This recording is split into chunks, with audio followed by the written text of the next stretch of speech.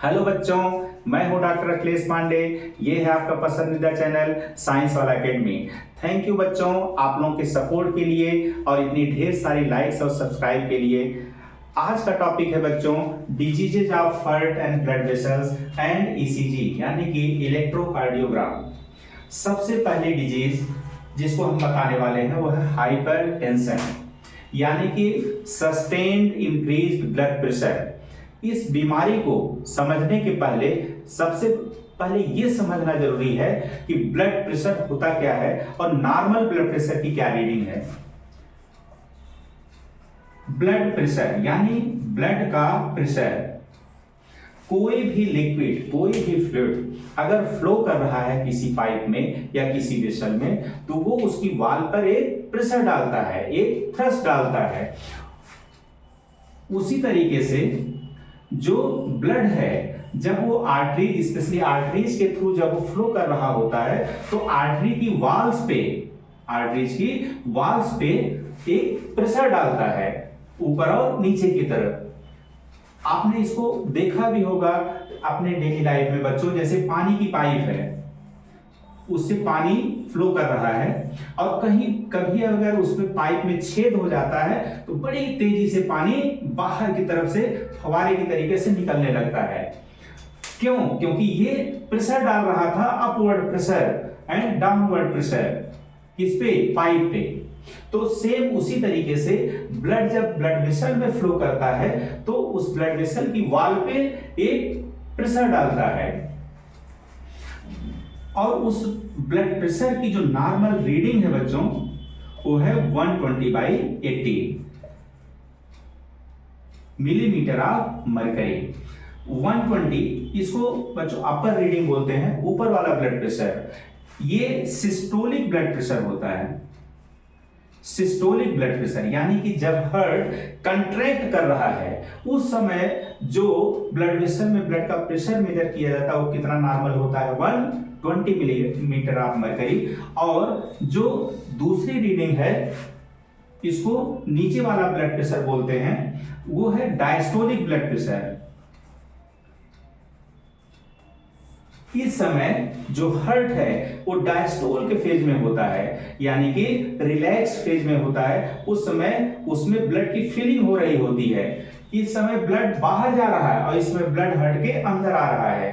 तो ये डायस्टोल के समय जो ब्लड प्रेशर मेजर किया जाता है वो नीचे वाली रीडिंग उसको बोला जाता है, वो है 80 मिलीमीटर ऑफ मरकरी।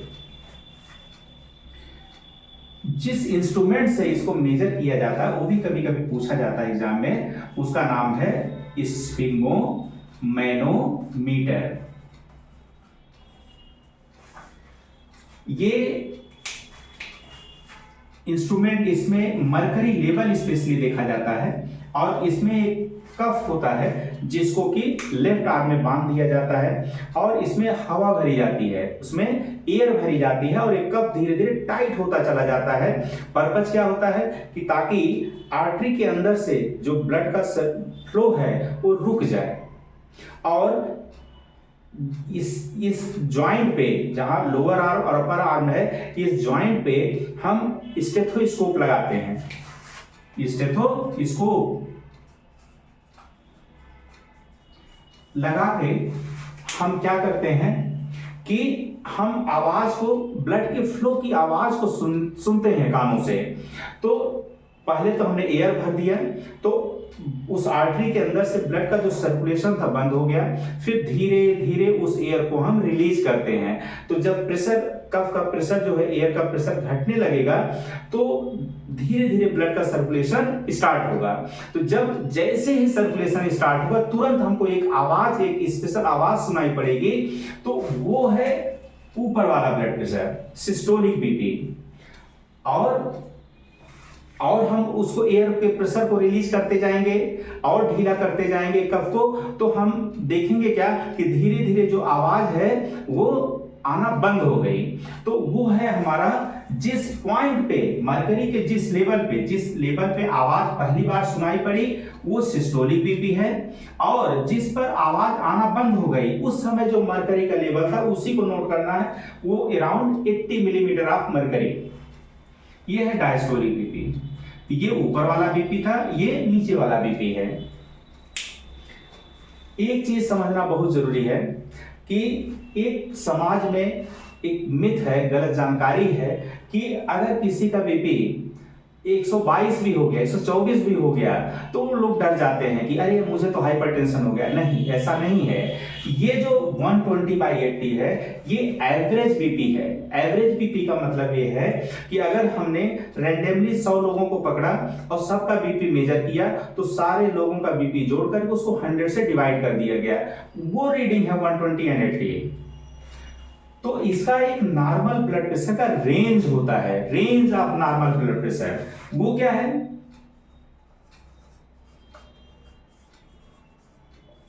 वो सिस्टोलिक बीपी का जो रेंज है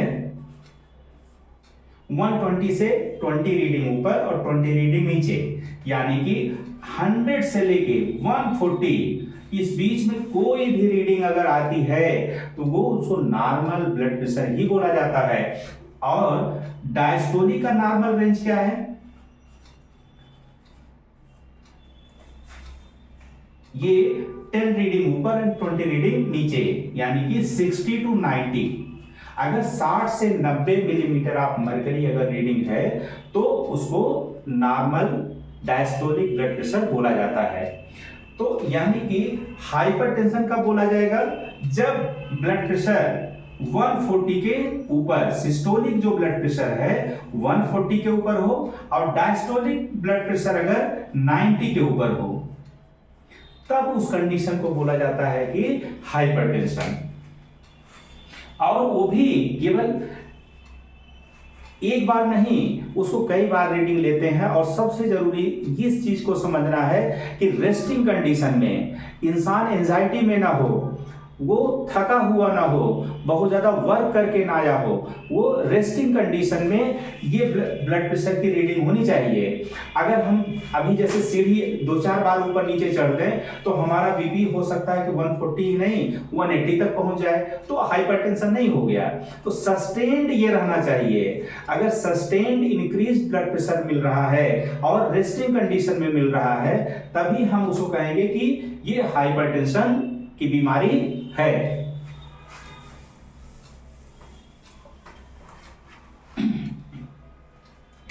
अब हम समझते हैं कि ये ब्लड प्रेशर की बीमारी होती क्यों है। तो ये जैसे ये आर्टरी है, एजिंग इफेक्ट की वजह से या कोलेस्ट्रॉल जमा होने की वजह से, अगर हम जैसे इनएक्टिव लाइफस्टाइल जी रहे हैं, एक्टिव नहीं रहते हैं और हम जो है ज़्यादा से ज़्यादा सैचुरेटेड फैटी फूड खाते हैं, तो जो है कोलेस्ट्रॉल की जो मात्रा है हमारे ब्लड में बढ़ जाती है और वो कोलेस्ट्रॉल इस आर्टरी में जमा होने लगता है, आर्टरी की वॉल में जमा होने लगता है। धीरे धीरे इसका ल्यूमेन जैसे पहले इतना था, अब जिससे ब्लड फ्लो करने की जगह तो कम हो गई, तो अब क्या होगा? जब ब्लड फ्लो करने की जगह कम हो गई, इस पर प्रेशर ज्यादा पड़ेगा, तो इस तरीके से ब्लड का प्रेशर बढ़ता जाता है। ये है रीजन कि ब्लड प्रेशर होता कैसे है। अब हम आते हैं कि टाइप्स ऑफ हाइपरटेंशन। तो हाइपरटेंशन बच्चों 2 प्रकार का होता है, प्राइमरी हाइपरटेंशन और सेकेंडरी हाइपरटेंशन। प्राइमरी हाइपरटेंशन को हम इडियोपैथिक हाइपरटेंशन भी बोलते हैं, इडियोपैथिक हाइपरटेंशन या इसेंशियल हाइपरटेंशन।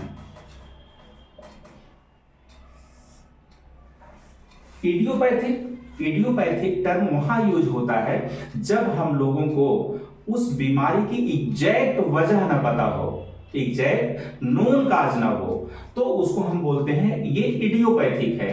तो प्राइमरी हाइपरटेंशन इसका मतलब कि हमको एग्जैक्ट उसकी वजह नहीं पता है। सेकेंडरी हाइपरटेंशन इसका मतलब ऑब्वियस है कि हमको एग्जैक्ट वजह पता है। तो अगर कोई सेकेंडरी हाइपरटेंशन किसी को है, यानी कि अगर हम उस वजह को ही खत्म कर दें जिसकी वजह से हाइपरटेंशन है, तो वो प्रॉब्लम दूर हो जाएगी। तो सेकेंडरी हाइपरटेंशन की 2 मुख्य खास वजह हैं। एक रीनल हाइपरटेंशन, क्या? Renal hypertension. दूसरा है एड्रिनल हाइपरटेंशन। रीनल हाइपरटेंशन यानी कि वो वजह किससे जुड़ी है? किडनी से। रीनल मतलब किडनी। यहां पे रेनिन एंजियोटेंसिन जो सिस्टम है, रेनिन एंजियोटेंसिन, ये जो सिस्टम है ये एक्टिवेट हो जाता है और जो इंक्रीज ब्लड प्रेशर का वजह होता है। बहुत सारे जो किडनी के मरीज हैं, जो क्रोनिक किडनी डिजीजेज वाले मरीज हैं, उनको आपने देखा होगा उनका बीपी हाई रहता है, जिनकी डायलिसिस हो रही होती है उनका बीपी हाई हो जाता है। वहां वजह कौन है? रीनल यानी कि किडनी वजह है। तो रीनल हाइपरटेंशन, उसको एड्रिनल हाइपरटेंशन, ये किडनी के ऊपर एक ग्लैंड होती है, एड मतलब ऊपर, तो एड्रिनल, उसको एड्रिनल ग्लैंड एक जो है हार्मोन सिक्रीट करती है जिसका नाम है एल्डोस्टेरोन। तो यहां पे एल्डोस्टेरोन अगर ज्यादा मात्रा में बनने लगा तो aldosterone induced sodium retention and hypertension. तो ये दो बेसिक वजहें हैं सेकेंडरी हाइपरटेंशन की। प्राइमरी हाइपरटेंशन वहां कोई एग्जैक्ट काज नहीं है, लेकिन रिस्क फैक्टर्स हैं बहुत सारे रिस्क फैक्टर। जैसे अगर हम बहुत ही इनएक्टिव लाइफ स्टाइल जी रहे हैं, हाई कोलेस्ट्रॉल लेवल हमारा है और हमारे फूड में फाइबर की मात्रा कम है और हम अनहेल्दी जो है हर्ड फूड खा रहे हैं जिसमें ओमेगा 3 फैटी एसिड बहुत कम हो, एक्सरसाइज नहीं करते हैं, स्मोकिंग कर रहे हैं, अल्कोहल ले रहे हैं और हमारा ओबेसिटी है, वजन ज्यादा है, तो ये सारे रिस्क फैक्टर हैं जिनकी वजह से धीरे धीरे धीरे हमारे ब्लड वेसल्स में कोलेस्ट्रॉल जमा होने लगता है और जो ब्लड फ्लो करने के लिए जो ल्यूमेन है वो धीरे धीरे धीरे धीरे कम होता चला जाता है और ब्लड का प्रेशर उसकी वजह से बढ़ता जाता है। तो अगर हमको हाइपरटेंशन की बीमारी से बचना है तो सबसे अच्छा तरीका बचाव का ही है। ट्रीटमेंट तो तब स्टार्ट होगा जब हमको हो जाएगा। तो अगर एक बार ब्लड वेसल्स नैरो हो गई तो वो आजीवन नैरो ही रहेंगी, तो हमको आजीवन ट्रीटमेंट लेना पड़ेगा। लेकिन सबसे अच्छा है कि हम उसको होने ही ना दें। हम अपना अगर जो है life style, healthy life style अगर हम जी रहे हैं, एक्टिव लाइफ स्टाइल, तो प्रिवेंशन ऑफ हाइपरटेंशन मतलब हम प्रिवेंशन ही कर दें उसका, मतलब होने ही ना पाए, ब्लड प्रेशर की बीमारी होने ही ना पाए। उसके लिए हमको क्या करना है? लाइफ स्टाइल मॉडिफिकेशन, जो मेन ट्रीटमेंट है इसका, लाइफ स्टाइल ही बदल दें हम। लाइफ स्टाइल मॉडिफिकेशन यानी कि एक्टिव लाइफ स्टाइल हम जिए, एक्टिव लाइफ स्टाइल। दूसरा, कोलेस्ट्रॉल लेवल को घटा दें। कोलेस्ट्रॉल में भी बच्चों दो प्रकार का कोलेस्ट्रॉल होता है, एक गुड और एक बैड। गुड कोलेस्ट्रॉल एचडीएल को बोला जाता है और बैड कोलेस्ट्रॉल एलडीएल है, ट्राइग्लिसराइड है, इन सबको बैड कोलेस्ट्रॉल बोला जाता है। गुड का मतलब ये होता है कि वो हार्ट के लिए गुड है, वो हार्ट फ्रेंडली है, हार्ट को स्ट्रेंथ पहुंचाता है, तो उसका लेवल ज्यादा होना चाहिए, उसका लेवल 40 के ऊपर होना चाहिए। और जो बैड कोलेस्ट्रॉल है वो हमारे हार्ट के लिए नुकसान पहुंचाने वाला है, हमारी ब्लड वेसल्स के लिए नुकसान पहुंचाने वाला है, इसलिए उसको बैड कोलेस्ट्रॉल बोलते हैं। तो बैड कोलेस्ट्रॉल को कम होना चाहिए। तीसरा, हम अपने भोजन में फाइबर की मात्रा बढ़ाएं, हाई फाइबरस डाइट।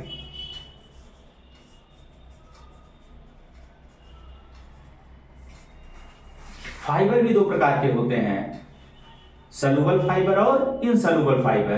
तो अगर हम अपने भोजन में फाइबर की मात्रा बढ़ा देते हैं, जैसे होल ग्रेन्स हैं उसमें इनसलुबल फाइबर्स ज्यादा पाए जाते हैं। सलुबल फाइबर्स फ्रूट्स में जैसे एप्पल हो गया, पीयर हो गया, ऑरेंजेस हो गए, बनाना हो गए, इसमें सलुबल फाइबर पाए जाते हैं। तो अगर हम हाई फाइबरस डाइट लेते हैं तो ब्लड प्रेशर की बीमारी से हम अपने को बचा सकते हैं। चौथा क्या तरीका है कि eat heart friendly diet. Heart friendly मतलब जो हमारे हार्ट के लिए फायदेमंद हो। ऐसी डाइट कौन होती है? जिसमें स्पेशली ओमेगा 3 फैटी एसिड ज्यादा हो। क्या ज्यादा हो? Omega 3 fatty acid. वो कैसे भोजन में, जैसे सैल्मन, वालनट, फ्लैक्सीड। अगर हम इनको अपने भोजन में यूज कर रहे हैं तो ये हार्ट के लिए फ्रेंडली है, मतलब हार्ट को प्रोटेक्शन देता है और ब्लड प्रेशर को नहीं होने देता। तो ऐसी डाइट को हमको ज्यादा से ज्यादा इस्तेमाल करना चाहिए। इसके अलावा एक्सरसाइज, हम अपने लाइफ में एक्सरसाइज को जरूर जो है यूज करें। एक्सरसाइज हमको करना चाहिए, उससे क्या है कि हमारा कोलेस्ट्रॉल लेवल कम रहेगा और ब्लड प्रेशर की प्रॉब्लम से हम बच सकते हैं। और क्या कर सकते हैं, अपना वजन को कम करें। ओबेसिटी तो कतई ना होने दें, ओवरवेट होने से भी बचें। अगर हम अपने वजन को नॉर्मल रेंज में रखते हैं, नॉर्मल अगर बीएमआई है, तो हम ब्लड प्रेशर के होने से अपने को प्रिवेंट कर सकते हैं। और लास्ट में वो भी बहुत इंपॉर्टेंट है कि हमको अगर स्मोकिंग और अल्कोहल, अगर किसी को भी ये हैबिट है तो उसको क्विट करना पड़ेगा। तो स्मोकिंग और अल्कोहल कंजम्पशन से अपने को बचा के रखें।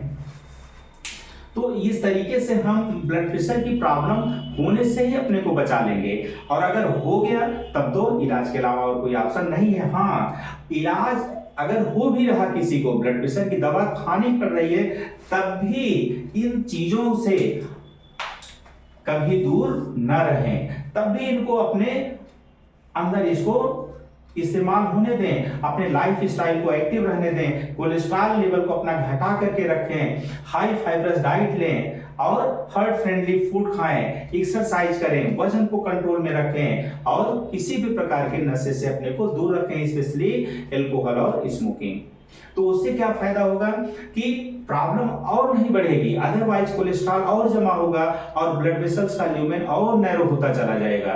तो दवा के साथ साथ इसको अपने इस्तेमाल में लेना बहुत जरूरी है। अब दूसरी बीमारी आते हैं ब्लड वेसल की, वो है एथेरोस्क्लेरोसिस। एथेरोस्क्लेरोसिस, एथेरो मतलब होता है प्लाक। प्लाक को क्या बोलते हैं, एथेरो। स्क्लेरोसिस का मतलब होता है हार्डनिंग, यानी कि hardening of blood vessel, hardening of blood vessel due to formation of plaque on the inner wall of the blood vessel. जैसे ये ब्लड वेसल है, तो ये जो एंडोथेलियम है, अंदर वाली वाल को क्या बोलते हैं, एंडोथेलियम। इसको, इसमें प्लाक का फॉर्मेशन हो जाता है।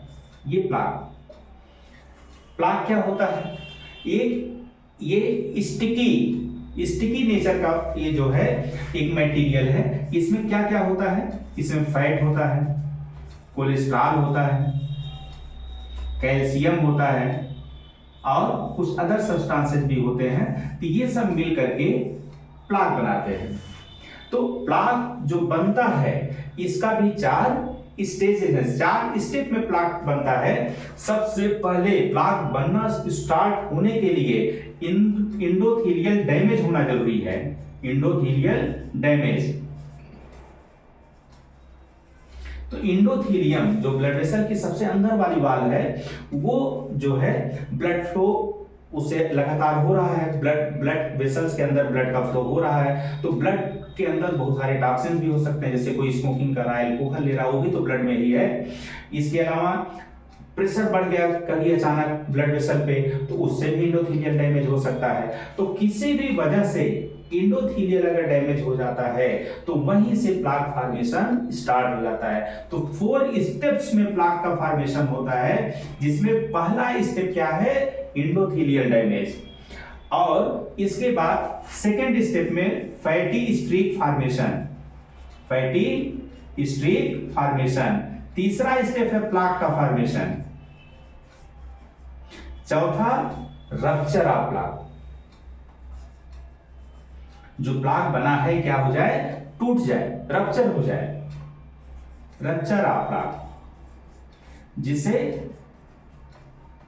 एक ब्लड क्लॉट यहां से निकलता है, ब्लड का टुकड़ा वहां से निकलता है और वो ब्लड वेसल में फ्लो करता है, करते हुए कहीं जाकर के कैपिलरीज का ल्यूमेन चूंकि बहुत पतला होता है, कहीं जाकर के फंस गया। स्पेशली अगर वो कोरोनरी आर्टरी को ब्लॉक कर दिया तो उसकी वजह से हार्ट अटैक आ सकता है। अगर वो कैरोटिड, कोरोनरी मतलब होता है हार्ट को जो ब्लड सप्लाई दे रहा है, कैरोटिड जो ब्रेन को ब्लड सप्लाई दे रहा है, अगर वो कैरोटिड आर्टरी को जाके ब्लॉक कर दिया तो हार्ट ब्रेन अटैक हो जाएगा। तो ये कोरोनरी आर्टरी को अगर ब्लॉक कर दिया तो जो है हार्ट अटैक, और कैरोटिड आर्टरी को ब्लॉक कर दिया तो ब्रेन अटैक मतलब पैरालिसिस का अटैक आ सकता है।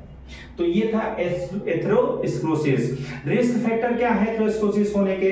High BP, high cholesterol level, diabetes, smoking, alcohol, ये सब क्या है जो है रिस्क फैक्टर है। या हम अपने जो है फूड में बहुत ज्यादा सैचुरेटेड फैट का इस्तेमाल करते हैं, या ओबेसिटी है, ये सब रिस्क फैक्टर है एथेरोस्क्लेरोसिस के। तो इनसे हमको जो है अपने को बचा के रखना है। तीसरी जो डिजीज है ब्लड वेसल की वो है आर्टेरियोस्क्लेरोसिस। क्या है? आर्टेरियोस्क्लेरोसिस।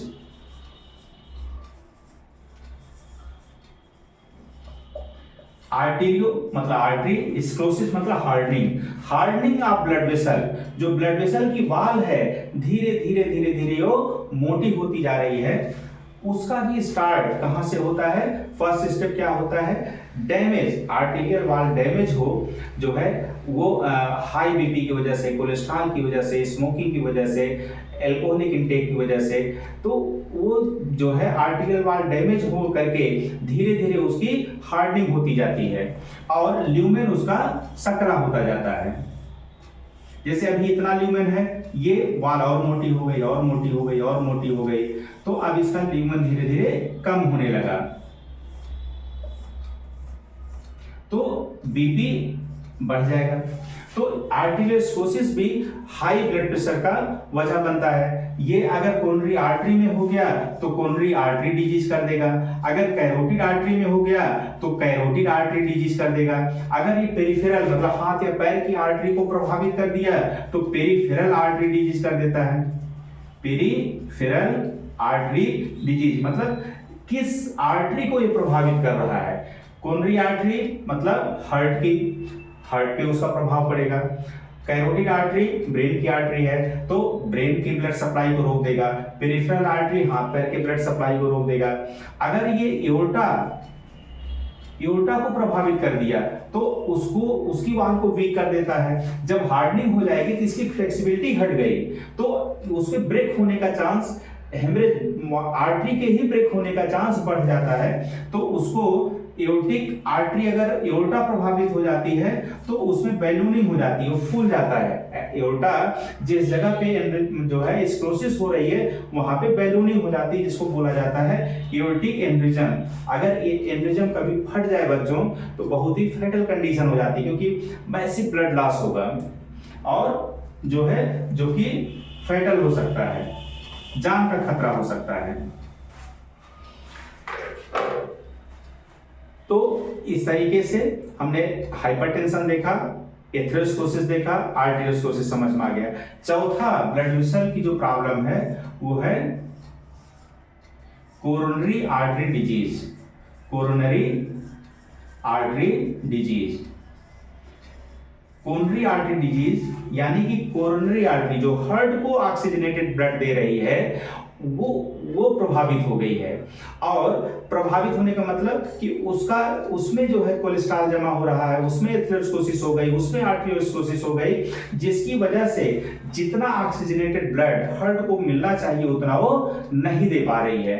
तो उसकी वजह से दो तरीके की प्रॉब्लम हो सकती है। अगर हार्ट की जो ब्लड सप्लाई है अगर घट गई तो उसको बोलते हैं ischaemic heart disease, ischaemic heart disease. और अगर ब्लड सप्लाई रुक गई, अगर बिल्कुल ही ब्लड सप्लाई रुक गई तो उसको बोलते हैं MI, myocardial infarction, myocardial cardial infarction. Infarction का मतलब कि जो मायो मायो माने मसल, कार्डियल मतलब हार्ट की मसल ही डेड हो गई, उसकी ब्लड सप्लाई ही रुक गई, ब्लड मिल ही नहीं रहा तो जिंदा कैसे रहेगी। तो हार्ट की जो मसल्स है वही खत्म हो गई, डैमेज हो गई। और इस्चीमिया का मतलब कि वो अभी डेड नहीं हुई हैं, केवल उनकी ब्लड सप्लाई कम हुई है, तो जिसकी वजह से सीवियर चेस्ट पेन होता है, हार्ट के बीचों बीच सीवियर चेस्ट पेन होता है, और वो पेन रिफर्ड होता है यानी कि रेडिएट करता है लेफ्ट आर्म में, ये उसकी पहचान है। तो ये इस्चेमिक हार्ट डिजीज मतलब मायोकार्डियल इस्चीमिया मतलब ब्लड सप्लाई कम हो गई है, और इन्फाक्शन मतलब मायोकार्डियल इन्फाक्शन मतलब ब्लड सप्लाई एकदम से रुक गई है। एक चीज और बच्चों बताएं, एक आप लोगों को term silent heart attack, silent heart attack यानी कि ब्लड सप्लाई कम हो गई लेकिन पेन ही नहीं हो रहा है, उसको बोला जाता है साइलेंट हार्ट अटैक। ये प्रॉब्लम स्पेशली जो डायबिटिक पेशेंट हैं जिनमें न्यूरोपैथी हो गई है, पेन का एहसास ही नहीं उनको होता, तो सोचिए कितनी खतरनाक कंडीशन है कि अगर पेन हो रहा है तो कम से कम अलार्मिंग सिग्नल है, वो बता तो रहा है कि हमको खतरा है, तुरंत हम डॉक्टर के पास पहुंच सकते हैं, कार्डियोलॉजिस्ट के पास पहुंच सकते हैं, और जो ट्रीटमेंट दे करके तुरंत हार्ट मायोकार्डियल इन्फाक्शन से हमको बचा सकता है। अदरवाइज वो एकदम से ब्लड सप्लाई रुक जाएगी, और जो जिस मसल्स की ब्लड सप्लाई रुकेगी, जैसे वेंट्रिकुलर मसल्स की रुक गई, वेंट्रिकली डैमेज हो गया, लेफ्ट वेंट्रिकल डैमेज हो गया, राइट वेंट्रिकल डैमेज हो गया, तो हम कम से कम जानलेवा कंडीशन से अपने को बचा सकते हैं। तो ये बच्चों 4 ब्लड वेसल से रिलेटेड प्रॉब्लम थी। अब हम लोग आते हैं वाल्वुलर हार्ट डिजीज, हार्ट के वाल्व से रिलेटेड क्या क्या प्रॉब्लम हो सकती है।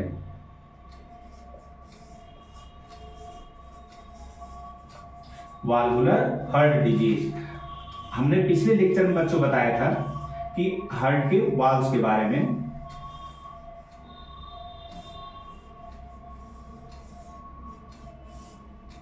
तो ये लेफ्ट साइड ये left atrium, left ventricle, right atrium और राइट वेंट्रिकल। लेफ्ट एट्रियम और लेफ्ट वेंट्रिकल के बीच में जो वाल्व है उसको बोलते हैं माइट्रल वाल्व, और राइट एट्रियम और राइट वेंट्रिकल के बीच में जो वाल्व है उसको बोलते हैं ट्राइकस्पिड वाल्व। और ये पल्मोनरी आर्टरी और एओर्टा, इसमें जो वाल्व है उसको बोलते हैं सेमीलूनर वाल्व, सेमीलूनर वाल्व, ये दोनों ही सेमीलूनर वाल्व, ये एओर्टिक सेमीलूनर वाल्व, ये पल्मोनरी सेमीलूनर वाल्व। तो वाल्व में 2 प्रकार की प्रॉब्लम देखने को ज्यादा मिलती है, क्या कि वाल्व की जो ओपनिंग है, वाल्व की जो ओपनिंग है, दोनों वाल्व के बीच में जो जगह है वो धीरे धीरे कम हो जाए। जैसे हमने आर्टरी में बताया कि उसमें कोलेस्ट्रॉल जमा होता जा रहा है, उसका ल्यूमेन कम होता जा रहा है, वैसे ये दोनों वाल्व के बीच में जो जगह है जिससे ब्लड को नीचे आना है, और जो है, और ये वाल्व, इस वाल्व में जो जगह है जिससे जो है ब्लड को ऊपर की ओर जाना है, ये दोनों वाल्व ब्लड, हार्ट से ब्लड को बाहर भेजते हैं, और इस दोनों वाल्व के थ्रू हार्ट में ब्लड अंदर आता है। जैसा कि हमने बताया था कि वाल्व में यूनिडायरेक्शनल ब्लड फ्लो होता है, यानी कि एक तरफ ही ब्लड का फ्लो हो सकता है, दोनों तरफ नहीं। तो इन दोनों वाल्व से ब्लड नीचे की तरफ आता है, और इन दोनों वाल्व से हार्ट से ब्लड बाहर की तरफ जाता है। तो अगर वाल्व के दोनों जो फ्लैप्स हैं उनके बीच की अगर स्पेस घट जाए, जैसे इस पे कुछ डिपोजिशन होने लगे, कैल्शियम डिपॉजिट हो जाए, ठीक है, तो ये जो स्पेस है घटता जाएगा, इसको कहते हैं स्टेनोसिस। जो ल्यूमेन है, वो जो जगह है दोनों के बीच का जो स्पेस है वो कम हो गया, तो उसको बोलेंगे, जैसे माइट्रल वाल्व में अगर जो है डिपोजिशन हो गया और ये स्पेस घट गया तो इसको बोलेंगे माइट्रल स्टेनोसिस। एओर्टा में हो गया एओर्टिक स्टेनोसिस। दूसरी कंडीशन क्या है बच्चों कि ये जो मैंने बताया था कार्डिक टेंडिनी, जो एक रस्सी नुमा एक जो है स्ट्रक्चर होता है हार्ट में, जो इन वाल्व को पकड़े रहता है कि हम ऊपर की ओर नहीं भागने देंगे, या वाल्व जो फ्लैप्स है उनके कमजोर हो जाए तो वो क्या है कि जब वेंट्रिकल कस के कंट्रैक्ट होता है, ब्लड ऊपर की ओर भागने का प्रयास कर रहा होता है इधर पल्मोनरी आर्टरी में, एओर्टा में, तो इधर ये चूंकि फ्लैप्स जो है कमजोर हो चुके हैं, ये रस्सी उसको कंट्रोल नहीं कर पा रही है, तो ब्लड ऊपर की ओर भाग जाता है। इसको कहते हैं रीएजिटेशन, ब्लड अपोजिट डायरेक्शन में चला गया, तो इसको बोलते हैं रीएजिटेशन। जैसे माइट्रल वाल्व में अगर ये हुआ तो माइट्रल रीएजिटेशन, एओर्टा में हुआ एओर्टिक रीएजिटेशन। तो ये वाल्व से रिलेटेड हार्ट की प्रॉब्लम्स हैं। अक्सर जितनी भी वाल्वुलर प्रॉब्लम्स हैं उनकी दो बेसिक वजहें हैं, एक कंजेनाइटल हार्ट डिजीज, एक rheumatic heart disease. Rheumatic heart disease एक ऑटोइम्यून प्रॉब्लम है। बचपन में बच्चों को, बहुत सारे बच्चों को सुनते होंगे कि उनको सोर थ्रोट हो गया, जो है सर्दी जुकाम हो गया, तो कभी कभी वो स्ट्रेप्टोकोकल इन्फेक्शन जो है सोर थ्रोट का वजह होता है, उसकी कुछ प्रोटीन्स उसके सेल वाल की वो मैच कर जाती हैं हार्ट के वाल के प्रोटीन से। तो जब शरीर उससे फाइट करता है एंटीबॉडी बना करके, तो उसके बैक्टीरिया को ही डैमेज नहीं करता, हार्ट के वाल्स को भी डैमेज कर देता है, इवन जॉइंट्स को भी डैमेज कर देता है। जॉइंट जब डैमेज होता है उसको रूमेटिक आर्थराइटिस बोलते हैं, और जो हार्ट के वाल्व करता है उसको रूमेटिक हार्ट डिजीज बोलते हैं। अब आते हैं बच्चों हार्ट की तीन ऐसी प्रॉब्लम्स जिनमें अक्सर लोग कंफ्यूज रहते हैं, तीनों में डिफरेंस को नहीं समझ पाते हैं। वो है कार्डियक अरेस्ट, हार्ट अटैक और हार्ट फेल्योर।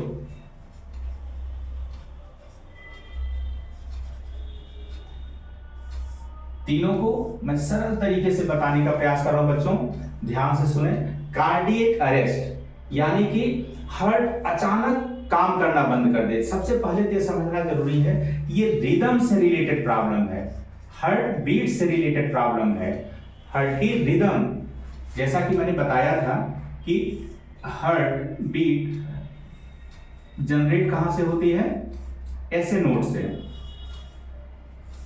एसए नोड, यहां पे क्या है एसए नोड, यहां पे एवी नोड। एसए नोड से इंपल्स यहां आया, एवी नोड से, ये एवी नोड है, ये एसए नोड है जिसको कि पेस मेकर बोला जाता है, इसको पेस सेटर बोला जाता है। इससे फिर बंडल ऑफ फिश, और बंडल ऑफ फिश फिर दो पार्ट में डिवाइड हो जाता है, एक लेफ्ट बंडल ब्रांच और दूसरा ब्रांच क्या है right bundle branch.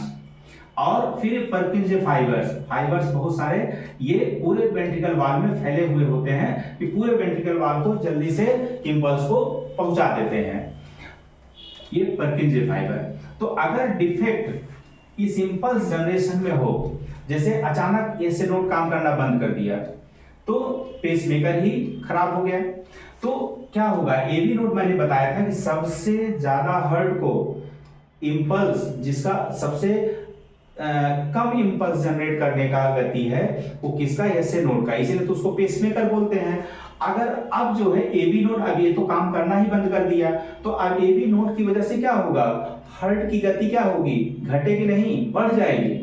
Heart rate जो 70-72 एसए नोड की वजह से था, अब वो 250, 300, 350 ऐसे हो जाएगा, तो एरिथमिया हो जाएगा, फिब्रिलेट मतलब, लेकिन वो एफिशिएंट हार्ट का कंट्रैक्शन नहीं होगा, क्योंकि इतनी तेज गति से वो इंपल्स भेज रहा है एवी नोड कि हार्ट उतना इफेक्टिवली कंट्रैक्ट ही नहीं कर पाएगा, फिब्रिलेट करने लगेगा, फ्लिकरिंग करने लगेगा।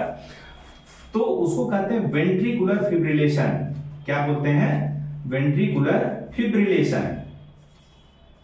तो कार्डियक अरेस्ट मतलब सडनली हार्ट काम करना ही बंद कर दिया, सडनली हार्ट काम करना ही बंद कर दिया, क्योंकि एसए नोड इंपल्स ही नहीं भेज रहा है हार्ट को बीट करने के लिए। तो वेंट्रिकुलर फिब्रिलेशन ये मोस्ट कॉमन काज है बेटा, बच्चों ये पूछा जा सकता है एग्जाम में, most common cause of cardiac arrest is ventricular fibrillation. इसको, ये एक इमरजेंसी कंडीशन है, अगर तुरंत इसको इमीडिएट मेडिकल ट्रीटमेंट नहीं मिला तो जान जा सकती है। और इसका ट्रीटमेंट जो बेस्ट ट्रीटमेंट है जो घर में भी किया जा सकता है वो सीपीआर है। आप लोगों ने पिक्चरों में भी देखा होगा कि हार्ट को ऐसे ऐसे, चेस्ट को ऐसे ऐसे प्रेस करते हैं, उसको क्या बोलते हैं? CPR, cardio pulmonary resuscitation, cardio pulmonary resuscitation. और ये अगर जो है तुरंत ऐसे पेशेंट को अगर हॉस्पिटल ले जाके पहुंचाते हैं तो वहां पर मशीन से क्या कर दिया जाता है? Defibrillation, defibrillation. ये दोनों ही इसका ट्रीटमेंट है कि कार्डियक अरेस्ट में इंसान न जाए, क्योंकि अदरवाइज जो सडन कोलैप्स हो जाएगा, इंसान तुरंत अनकॉन्शियस हो जाएगा और सडन डेथ हो जाएगी। एक बहुत बड़ा कारण है कि जो सडनली हंसते खेलते हुए इंसान अचानक जो है कोलैप्स कर जाता है, तो उसका रीजन क्या है? कार्डियक अरेस्ट, रिदम की प्रॉब्लम, इंपल्स ही नहीं जनरेट हो रही है, हार्ट बीट ही नहीं करना, जो है अचानक हार्ट बीट करना ही बंद कर दिया। रिस्क फैक्टर क्या है? कार्डियक अरेस्ट कैसे लोगों को ज्यादा होने की संभावना रहती है? जिनको कोरोनरी आर्टरी डिजीज हो, जिनको कोरोनरी आर्टरी डिजीज हो, जिनको वाल्वुलर हार्ट डिजीज हो, जिनको हार्ट अटैक हो चुका हो, जिनको कंजेनाइटल हार्ट डिजीज हो, या लॉन्ग क्यूटी सिंड्रोम हो, जिनका क्यूटी इंटरवल बहुत ज्यादा लंबा हो, तो ऐसे लोग ज्यादा रिस्क पे रहते हैं कि जिनको कार्डियक अरेस्ट कभी भी हो सकता है। अब आते हैं हार्ट अटैक। हार्ट अटैक का मतलब क्या है? हार्ट अटैक का मतलब होता है कि हार्ट की जो ब्लड सप्लाई है वो बाधित हो गई है, insufficient heart supply to the heart. तो insufficient blood supply to the heart. हार्ट को ब्लड सप्लाई कौन करता है? Coronary artery. तो कोरोनरी आर्टरी में ब्लॉकेज है, कोरोनरी आर्टरी में आर्टरियोस्क्लेरोसिस हो गई है या एथेरोस्क्लेरोसिस हो गई है या कोई क्लॉट जाकर के फंस गया है, तो कोरोनरी आर्टरी जो है ब्लड सप्लाई हार्ट को प्रॉपर मात्रा में जितना उसको चाहिए नहीं दे पा रही है, जिसकी वजह से जब हार्ट की मसल्स, कार्डियक मसल्स अगर ब्लड नहीं पाएंगी तो दो कंडीशंस अभी मैंने बताया कि सबसे पहले इस्केमिक हार्ट डिजीज होगा, और अगर एकदम से ब्लड सप्लाई ही रुक गई, जो कोरोनरी आर्टरीज एकदम से ब्लॉक हो गई हैं, तो उससे क्या हो जाएगा? एमआई, मायोकार्डियल इंफार्क्शन, मतलब हार्ट की मसल ही डेड हो जाएगी। तो इसको कहते हैं हार्ट अटैक, कि हार्ट की जो ब्लड सप्लाई है वो किसी वजह से वो बाधित हो जाए, वो प्रॉपर जो insufficient blood supply, proper supply heart को ही ना हो पाए, उसको हार्ट अटैक बोलते हैं। हार्ट फेल्योर क्या है? हार्ट फेल्योर का मतलब होता है कि हार्ट को बॉडी के लिए जितना ब्लड जो है भेजने की जरूरत है, पंप करने की जरूरत है, वो ब्लड सप्लाई वो हार्ट नहीं भेज पा रहा है, हार्ट फेल हो गया, हार्ट जो है वो फेल्योर हो गया। किस चीज में फेल्योर हो गया? ऐसा नहीं कि अरेस्ट हो गया, हार्ट काम कर रहा है लेकिन जितना ब्लड सप्लाई देनी चाहिए उतना नहीं दे पा रहा है, तो उसको कहते हैं हार्ट फेल्योर। तो हार्ट फेल्योर, दो प्रकार का हार्ट फेल्योर होता है, उसको एक को बोलते हैं सिस्टोलिक हार्ट फेल्योर और दूसरा है डायस्टोलिक हार्ट फेल्योर। सिस्टोलिक मतलब हार्ट की जो वेंट्रिकल्स हैं वो प्रॉपरली कंट्रैक्ट ही नहीं कर पा रही हैं, सिस्टोलिक फेज में नहीं जा पा रही हैं। डायस्टोल मतलब रिलैक्स होना, जब ब्लड की फीलिंग होती है, तो डायस्टोलिक हार्ट फेल्योर मतलब वो वेंट्रिकल्स प्रॉपरली रिलैक्स नहीं हो पा रही हैं। तो जब प्रॉपरली रिलैक्स नहीं होंगी तो उसमें फीलिंग ही प्रॉपर नहीं होगी, जब प्रॉपर फीलिंग नहीं होगी तो आउटपुट कैसे जाएगा? तो उसको डायस्टोलिक हार्ट फेल्योर बोलते हैं। इसको और दो कैटेगरी में हम डिवाइड कर सकते हैं, एक high output heart failure, high output, और एक low output heart failure. Low output मतलब कार्डियक आउटपुट घट गया और हाई आउटपुट कार्डियक आउटपुट बढ़ा हुआ है। ये कब होता है? इसको तो समझना बहुत आसान है कि जो लो आउटपुट, जैसे इस्केमिक हार्ट डिजीज है, हाइपरटेंशन है, किसी को मायोकार्डियल इंफार्क्शन है, वाल्वुलर हार्ट डिजीज है, जो है कंजेनाइटल हार्ट डिजीज है, कार्डियोमायोपैथी मतलब हार्ट की मसल ही प्रभाव जैसे किसी इन्फेक्शन की वजह से हो गया, एल्कोहलिक जो है कार्डियोमायोपैथी हो गया, या एरिथमिक हार्ट डिजीजेज हो गए, तो वो वहां तो लो आउटपुट हो ही जाएगा। लेकिन हाई आउटपुट हार्ट फेल्योर कब होगा? जब हाइपर डायनेमिक ब्लड सर्कुलेशन हो, मतलब ज्यादा ब्लड सर्कुलेट होने की जरूरत हो। कब? जैसे प्रेगनेंसी, वहां तो बच्चे को भी ब्लड चाहिए, माँ को भी ब्लड चाहिए। तो ऐसी कंडीशन में हाई आउटपुट हार्ट फेल्योर होता है, तो प्रेगनेंसी। दूसरा कंडीशन एनीमिया। तीसरा हाइपरथायरॉयडिज्म या थायरोटॉक्सिकोसिस जिसको कह सकते हैं, जहां पे बीएमआर ही बढ़ा हुआ है, बेसल मेटाबॉलिक रेट ही बढ़ा हुआ, वहां पर भी हाइपरडायनामिक सर्कुलेशन मिलेगा। प्रेगनेंसी में मैंने रीजन बताया, उसकी वजह से वो हार्ट जो है जितना सफिशिएंट ब्लड सप्लाई देनी चाहिए, जितना रिक्वायरमेंट से मैच नहीं कर पा रहा, उसका जो आउटपुट है रिक्वायरमेंट से मैच नहीं कर पा रहा है। एनीमिया मतलब हीमोग्लोबिन ही कम है। हीमोग्लोबिन कैसे प्रभावित करता है? हीमोग्लोबिन क्या है? एक जो हीमोग्लोबिन है डंबल शेप्ड होता है, जो एक हीमोग्लोबिन 4 ऑक्सीजन को कैरी करता है। कितना? 4। एक हीमोग्लोबिन का मॉलिक्यूल 4 ऑक्सीजन को कैरी करता है। अगर कैरियर ही घट गया, हीमोग्लोबिन ही घट गया, ऑक्सीजन कैरियर ही घट गया, और ऑक्सीजन को ही सप्लाई करना और ग्लूकोज को सप्लाई करना ही तो जो है ब्लड का काम है, तो क्या होगा? जब कैरियर घट गया तो सर्कुलेशन तेज करना पड़ेगा। तो जो है, क्योंकि ऑक्सीजन जैसे 100 ऑक्सीजन है, अगर एक सर्कुलेशन में 20 ऑक्सीजन जा रहा था पूरे शरीर को, तो 5 बार सर्कुलेट होने की जरूरत थी। अगर हीमोग्लोबिन ही घट गया तो अब ऑक्सीजन तो सबको लेके जाना ही है, तो क्या होगा? इसका सर्कुलेशन बढ़ाना पड़ेगा। अब एक बार में तो केवल 10 ही जा रहा ऑक्सीजन, तो 10 बार सर्कुलेट करना पड़ेगा। तो ऐसे में अगर मैच नहीं कर पा रहा है, जितना हमारी रिक्वायरमेंट है, अगर उतना ब्लड सप्लाई नहीं हो पा रही है, ऑक्सीजन की सप्लाई नहीं हो पा रही है, तो उस केस में क्या हो जाएगा? High output heart failure. तो ये तीनों कंडीशन अब आप लोगों को समझ में आ गया होगा कि हार्ट फेल्योर कब बोलते हैं, और हार्ट अटैक कब बोलते हैं, और कार्डियक अरेस्ट कब बोलते हैं। और सबसे लास्ट जो बीमारी है टैकीकार्डिया, जिसको पल्पिटेशन भी बोल सकते हैं।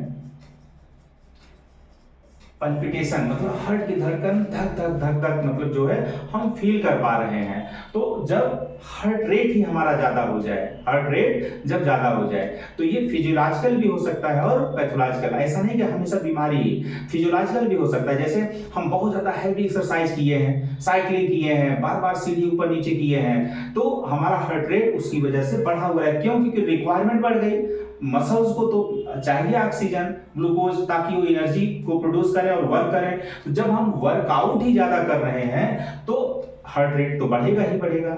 तो ये जो है फिजियोलॉजिकल है। जैसे एंजाइटी, अगर जो है एंजाइटी में भी हार्ट बीट बढ़ जाती है, क्योंकि उसमें ब्रेन को ब्लड ज्यादा चाहिए, तो उसकी वजह से पल्पिटेशन होने लगता है। जैसे पैनिक अटैक में क्या होता है? हार्ट बीट तेजी से धड़कने लगती है। क्यों? क्योंकि उस समय एंजाइटी लेवल बहुत हाई रहता है और ब्रेन को ब्लड सप्लाई ज्यादा चाहिए, तो हार्ट को तो धड़कना पड़ेगा ना, हार्ट को तो पंप ज्यादा करना पड़ेगा ताकि ब्रेन को ज्यादा ब्लड पहुंचे।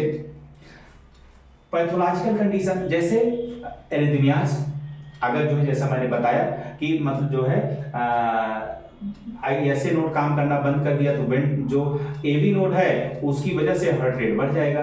तो एरिथमियाज की कंडीशन में टैकीकार्डिया हो जाता है, वो पैथोलॉजिकल है, वहां पे ट्रीटमेंट की जरूरत है।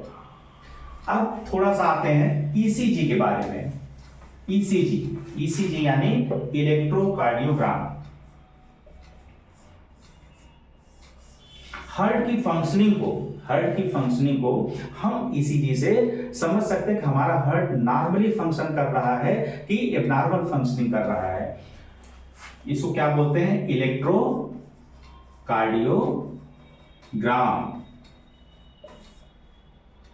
ये हार्ट वेव्स को हम इलेक्ट्रोकार्डियोग्राम में देखते हैं। जैसे कि ब्रेन वेव्स को अगर देखना है तो वहां पे क्या किया जाता है? ईईजी, इंसिफेलो मतलब ब्रेन होता है, एनसिफेलो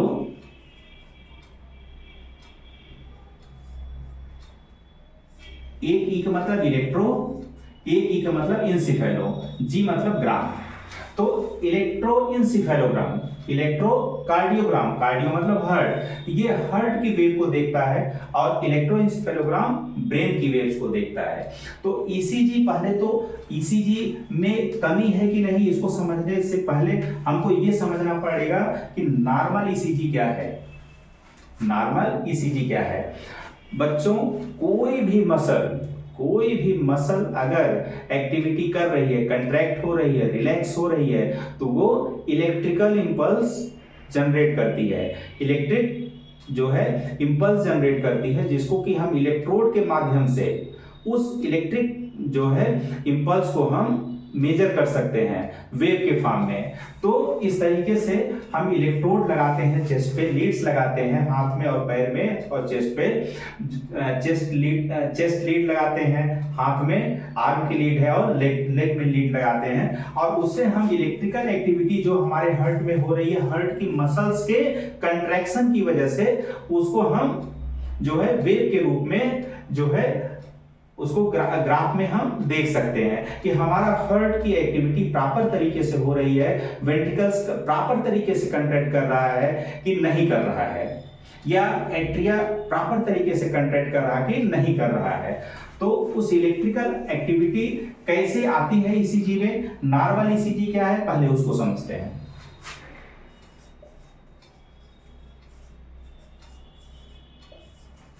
बच्चों ये सपोज करो ये बेस लाइन है, ये बेस लाइन है। बेस लाइन के जो पहली जो वेव है, पहली जो ईसीजी की वेव है, बेस लाइन से जो पॉजिटिव रिफ्लेक्शन है वो उसको पी वेव बोलते हैं। क्या बोलते हैं? पी वेव बोलते हैं। और पॉजिटिव डिफ्लेक्शन जब खत्म हो गया तो पहली जो निगेटिव डिफ्लेक्शन है, निगेटिव साइड बेस लाइन से, इसको अगर हम बेस लाइन बोलते हैं, तो बेस लाइन से जो नीचे की तरफ डिफ्लेक्शन हुआ ये क्यू वेव है। अभी हम सारी वेव का एक एक करके मतलब भी बताएंगे कि वो किस चीज को रिप्रेजेंट कर रहा है। ये क्यू वेव है, और जो पी वेव के बाद जो फर्स्ट निगेटिव डिफ्लेक्शन जो हुआ वो क्यू वेव है, जो फर्स्ट पॉजिटिव डिफ्लेक्शन हुआ वो आर वेव है, ये आर वेव है। और इसके बाद जो है निगेटिव रिफ्लेक्शन जो दोबारा हुआ वो एस वेव है। इसके बाद एक जो है एस और टी वेव के बीच में एक सेगमेंट जो होता है, इसको क्या बोलते हैं? S T segment. इसका बड़ा महत्व है, अभी बताते हैं इसका क्या महत्व है। इसके बाद जो एक पॉजिटिव रिफ्लेक्शन है वो क्या है? T wave. उसको क्या बोलते हैं? T wave. जो पी वेव है बच्चों, इसको हार्ट को भी यही बना दे रहे हैं तो और अच्छे से आपको समझ में आ जाएगा, कोरिलेट कर पाएंगे आप लोग।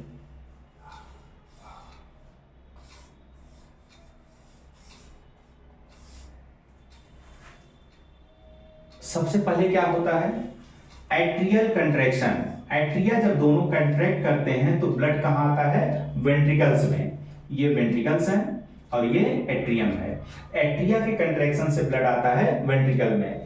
तो जैसे ही एसए नोड कंट्रैक्ट किया, एसए नोड यहाँ है, एसए नोड ने इंपल्स भेजा जैसे ही, तो एट्रिया कंट्रैक्ट किया, ये जो इंपल्स है एबी नोड तक भी आई और दोनों एट्रियम में फैल गई, तो दोनों एट्रिया कंट्रैक्ट किए। तो चूंकि एट्रियल मास तो बहुत कम है और एट्रिया को बहुत ज्यादा फोर्सफुल कंट्रैक्शन की जरूरत नहीं होती है।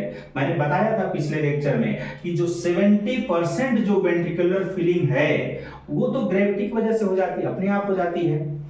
केवल 30% जो फीलिंग है वेंट्रिकल्स में ब्लड की, वही 30% ब्लड ही केवल एट्रियल कंट्रैक्शन से जल्दी से तेजी से होता है, ये फास्ट होता है और ये स्लो होता है। ये तो ग्रेविटी की वजह से वाल्व ओपन रहते हैं, ग्रेविटी की वजह से ये जो है, चूंकि वेंट्रिकल उस समय रिलैक्स स्टेज में डायस्टोल फेज में रहता है, तो ये सारा का सारा ब्लड 70% धीरे धीरे इसमें फिल कर जाता है। जब एट्रिया कंट्रैक्ट करता है तो तेजी से बचा हुआ 30% ब्लड की फिलिंग वेंट्रिकल में होती है। तो यहाँ बहुत ज्यादा फोर्सफुल कंट्रैक्शन नहीं है, इसीलिए आपने देखा कि जो पी वेव है बहुत ज्यादा, इसका एम्पलीट्यूड बहुत ज्यादा नहीं है, बहुत हाई पीक नहीं है इसका।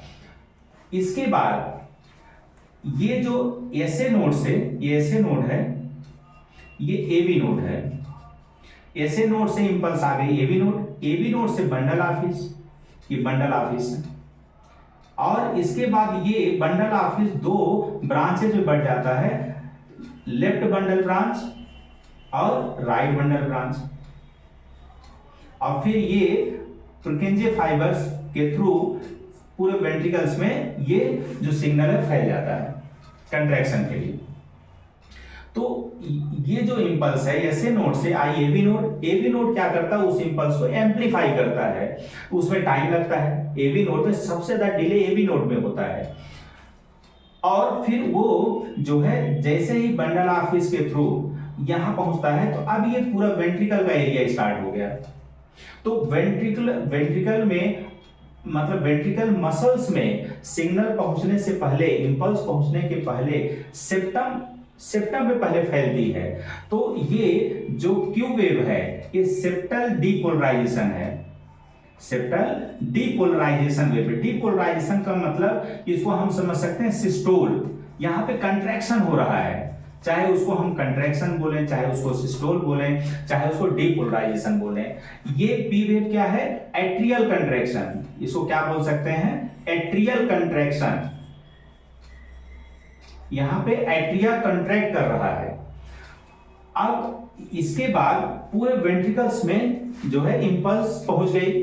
अब फोर्सफुल कंट्रैक्शन होगा क्योंकि वेंट्रिकल्स को तो पूरे शरीर में ब्लड भेजना है, लेफ्ट वेंट्रिकल को और राइट वेंट्रिकल को दोनों तरफ फेफड़े को भेजना है कि ताकि वो ऑक्सीनेट कर सके, और ये ऑक्सीनेटेड ब्लड को पूरे बॉडी में भेजता है ताकि हर जगह ऑक्सीजन और ग्लूकोज पहुंच सके। तो ये फोर्सफुल कंट्रैक्शन, इसीलिए देखिए आर की जो पीक है, वेंट्रिकुलर कंट्रैक्शन की जो पीक है इतनी हाई है। तो ये आर वेव है, ये बताता है वेंट्रिकुलर कंट्रैक्शन या वेंट्रिकुलर डीपोलराइजेशन। ये क्या है, एट्रियल डीपोलराइजेशन, ये सेप्टल डीपोलराइजेशन, जो सेप्टम है, इंटरवेंट्रिकुलर सेप्टम है, उसका वहां पे डीपोलराइजेशन हो रहा है। और ये क्या है, वेंट्रिकुलर डीपोलराइजेशन। और ये जो है मैक्सिमम डीपोलराइजेशन है, सबसे लास्ट का जो फेज है डीपोलराइजेशन का वेंट्रिकल का, उसको वो भी निगेटिव डिफ्लेक्शन है, वो क्या है, यस वेव। ये भी लेकिन है वेंट्रिकुलर डीपोलराइजेशन ही, वेंट्रिकुलर सिस्टोल ही है, जो है एंड पार्ट है वेंट्रिकुलर सिस्टोल का, समझिए एंड पार्ट है। इसके बाद वेंट्रिकल्स रिलैक्सेशन फेज में, डायस्टोल फेज में पहुंच जाती हैं, जो कि पॉजिटिव डिफ्लेक्शन है। ये वेंट्रिकुलर डायस्टोल, वेंट्रिकुलर डायस्टोल मतलब वेंट्रिकुलर रिलैक्सेशन। ये टी वेव है। टी वेव बच्चों, पी वेव जो एट्रिया भी रिपोलराइज करता है, सॉरी ये रिपोलराइजेशन है, रिपोलराइजेशन तो रिलैक्सेशन है। तो रिपोलराइज ऐसा नहीं एट्रिया नहीं करता, एट्रिया भी करता है, उसको उस वेव को टीए बोलते हैं, ए मतलब एट्रिया। लेकिन ये इसमें नॉर्मली जो ईसीजी हम लोग देखते हैं उसमें वो दिखाई नहीं पड़ता। तो ये है normal ECG. P wave Q R S ventricle से रिलेटेड है, पी किससे है, एट्रिया से रिलेटेड है। ये Q R S ventricular contraction को बताता है, और टी वेव किसको बताता है, वेंट्रिकुलर रिलैक्सेशन को बताता है।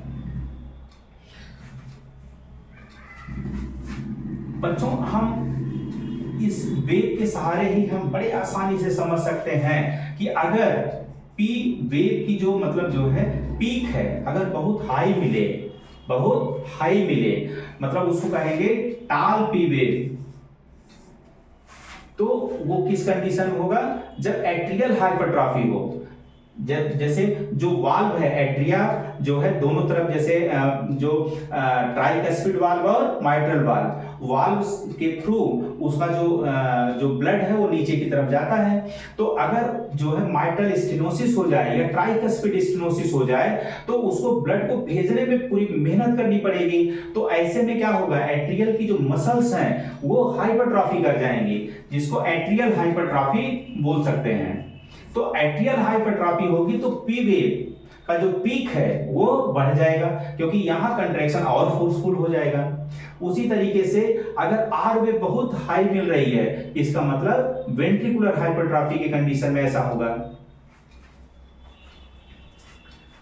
और जो है इसमें एक चीज और हम लोग कर सकते हैं QRS, जैसे मान लीजिए कि किसी को जो QRS की जो पीक है वो बहुत लो मिले, इसका मतलब हार्ट अच्छे से कंट्रैक्ट ही नहीं कर पा रहा। जैसे कि अगर पेरिकार्डियल इफ्यूजन, जो हार्ट के जो चारों तरफ फ्लूइड होता है उसको जो है पेरिकार्डियल फ्लूइड बोलते हैं। अगर वो फ्लूइड जो है इसलिए होता है कि ताकि हार्ट जब कंट्रैक्ट और रिलैक्स हो रहा है तो उसमें रगड़ ना हो, उसकी वजह से उसके चारों तरफ एक जो है प्रोटेक्टिव फ्लूइड की लेयर होती है। दो जो उसकी हार्ट के जो वाल के बाहर दो प्रोटेक्टिव लेयर्स होती हैं, डबल सुरक्षा, हार्ट को डबल सुरक्षा मिली हुई है, तो वो उन दोनों लेयर के बीच में फ्लूइड भी होता है ताकि और अच्छे से जो है प्रोटेक्शन कर सके हार्ट का।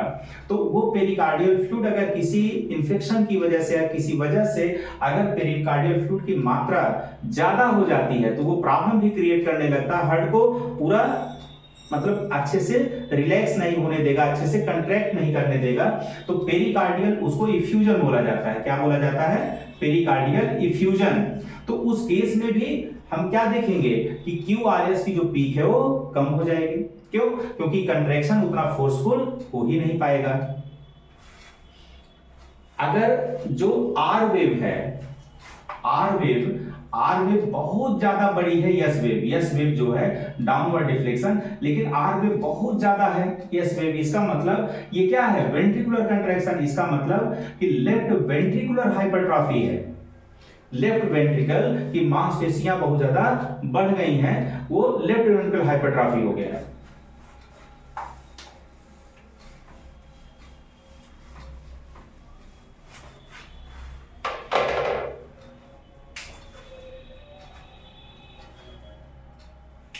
अब जो है बच्चों, हमने अभी बताया था कि जो इस ST सेगमेंट है उसका एक खास महत्व है। वो क्या है कि ST जो सेगमेंट है,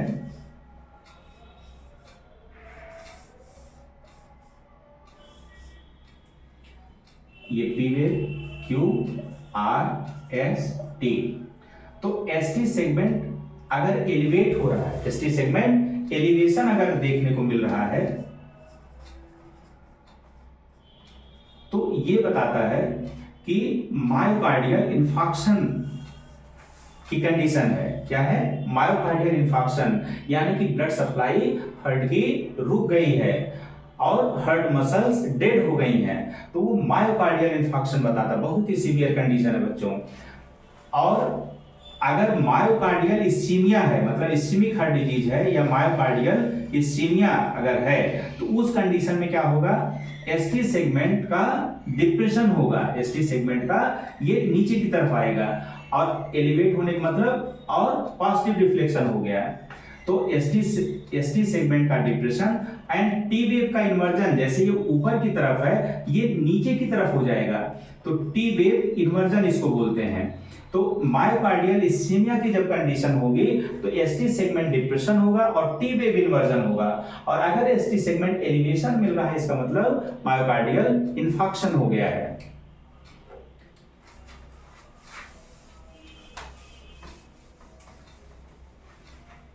इस तरीके से बच्चों आज हम लोगों ने देखा कि डिजीजेज ऑफ हार्ट और ब्लड वेसल्स क्या क्या हैं, और नॉर्मल ECG और एबनॉर्मल ECG कैसे हम ECG के माध्यम से हम ये समझ सकते हैं कि हमारा हार्ट अच्छे से फंक्शन कर रहा है या एबनॉर्मल फंक्शनिंग हमारे हार्ट की हो रही है, तो हम ECG यानी कि हार्ट की तरंगों को देख करके हम जान सकते हैं। यहीं पे आज का लेक्चर समाप्त करते हैं। थैंक यू बच्चों। अगर ये लेक्चर आप लोगों को पसंद आया हो तो ढेर सारी लाइक्स करिए, सब्सक्राइब करिए और बेल आइकन दबाना ना भूलें। Thank you.